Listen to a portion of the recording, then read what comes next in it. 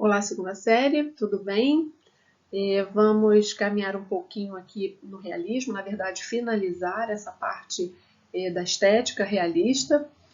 Já vimos como o realismo foi se formando nesse cenário pós-romantismo, analisamos algumas telas, falamos sobre o contexto histórico, sobre a estética realista, e agora a gente vai focar um pouquinho como tudo isso aconteceu aqui no Brasil. Então, o Brasil, eu boto aqui um Brasil em crise. O Brasil, durante o período de passagem do romantismo para o realismo, ele sofreu inúmeras mudanças na história econômica, na história política e também na parte social.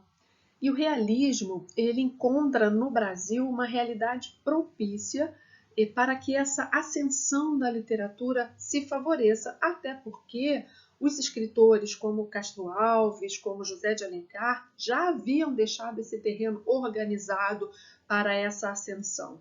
Na segunda metade do século XIX, o Brasil enfrenta um cenário de crise, né? Nos deparamos com o fim do tráfico negreiro e em 1850 acelera essa decadência da economia açucareira e anuncia a ruptura definitiva do regime escravocrata. Então, por um lado, a queda da escravidão e do império criou uma nova realidade para o nosso país. A vida social, a vida cultural, ela torna-se mais ativa e ambas são influenciadas por ideais europeus, o liberalismo, o socialismo, o cientificismo. Okay? As bases sociais que sustentavam a ideologia romântica, elas desaparecem.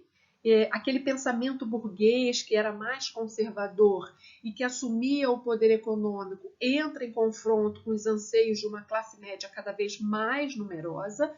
Então, a sociedade ela precisava de novos intérpretes, né, para essa realidade. E é Machado de Assis quem desenvolve esse novo olhar para a sociedade do Segundo Império, podemos dizer assim. E ele vai relatando aos poucos, de um modo revelador, eu diria até impiedoso, porque ele vai mostrando exatamente como os fatos aconteciam. O próprio nome diz, né? Realismo. Então, ele usa, eu gosto de usar uma expressão muito nossa do dia a dia, ele relata essa realidade sem jogar poeira para baixo do tapete, de maneira muito clara, muito expressiva, ok? E boto aqui Machado de Assis, um cético analisa a sociedade. O que acontece? Nós vamos entender um pouco de que maneira essas obras de Machado de Assis contribuem para o crescimento, ou contribuem para a formalização do realismo, ok? Lá no livro Linguagens 2, na página 342, vocês encontram uma biografia de Machado. Não achei necessário trazê-la para cá, mas utilizar esse momento para explicar um pouco como essas obras de Machado de Assis contribuem para esse momento, ok? Então vamos lá. Memórias Póstumas de Brás Cubas é um marco inicial, coloquei aqui para vocês, do realismo no Brasil. Foi publicado em 1881, é uma das principais obras de Machado de Assis.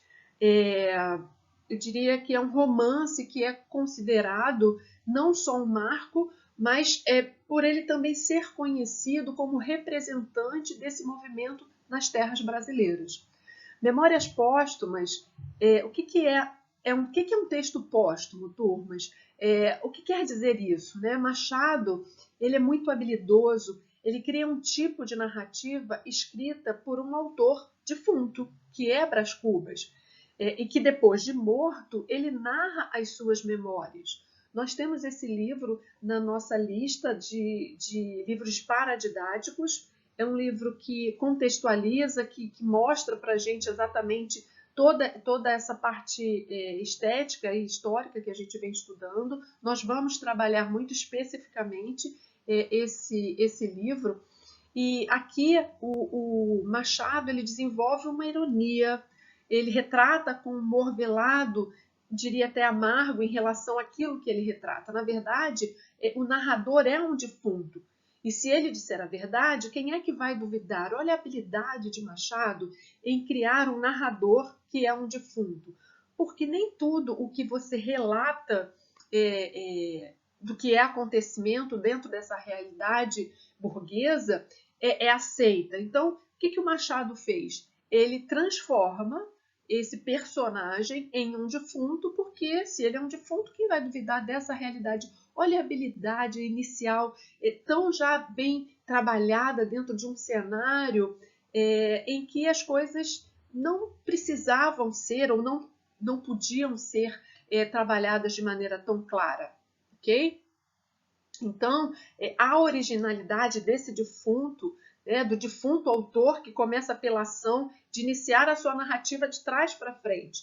Em princípio, ele começa a contar o dia da sua morte, para só então narrar a sua vida. Então, é um livro que começa fazendo toda essa narrativa desse autor defunto. Eu vou trabalhar esse livro com vocês depois com mais calma, organizando como eu organizei os outros, porque não é um livro difícil, mas é um livro habilidoso, precisa de uma leitura mais refinada, para que a gente possa entender o que o Machado realmente quer passar para a gente, né? Um outro livro muito importante também é Dom Casmurro. Vocês já leram na primeira série, se eu não me engano. Nós temos aqui os personagens centrais dessa narrativa, que é o Bentinho, né, o narrador e a Capitu.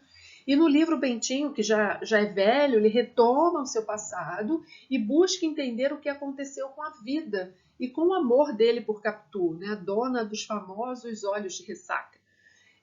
A história é como se fosse um flashback narrado em primeira pessoa por Bentinho, e dessa forma, o que acontece? O leitor, ele vai passando ao leitor os acontecimentos com base nos sentimentos e nas dúvidas desse narrador, ok?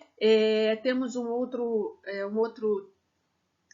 título do Machado, que é o Alienista, e em cada narrativa esse contexto é tratado mais próximo da realidade possível. Então aqui a gente tem obras específicas muito interessantes, trabalhadas nos vestibulares e que referem-se a esse autor tão conhecido da gente.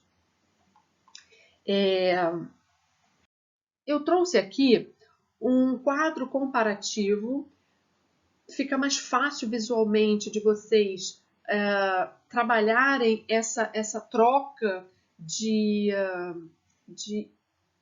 estética, de funcionamento, de organização que acontece do realismo para o romantismo. Eu já falei para vocês que uma escola literária ela não muda de repente.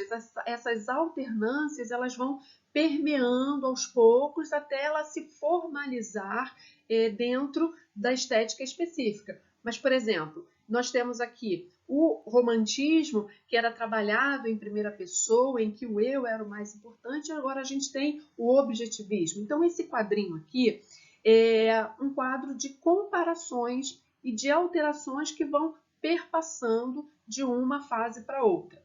Muito interessante também a maneira como essa mulher é trabalhada. A mulher do romantismo, ela é aquela mulher idealizada que precisava chegar próximo à perfeição. Aqui não, as mulheres no realismo, as mulheres elas não são idealizadas. Elas têm defeitos, elas sofrem, né? Elas têm defeitos e têm qualidades também, mas ela não tem aquela formação de idealização, ok?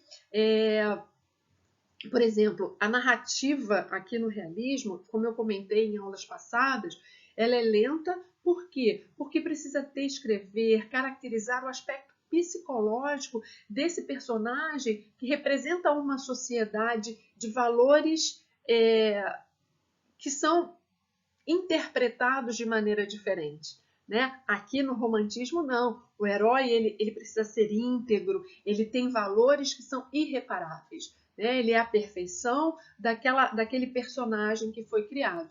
Então, por exemplo, no romantismo, a linguagem é aquele estilo ainda metafórico, mais acessível, mais fácil do que os demais, mas aqui no realismo é uma linguagem culta, direta, próxima desses novos leitores que compõem a sociedade. Então esse quadro é interessante é um quadro de consulta, né? Um quadro que vai elaborando algumas questões que eu vou deixar para vocês lá no Moodle. Esse quadro pode ser consultado e deve ser consultado e trabalhando as alternâncias do romantismo, ok? Deixo para vocês no Moodle alguns exercícios, um fórum de dúvidas e a gente vai se falando até a próxima aula. Combinado? Um abraço para vocês. Até a próxima aula.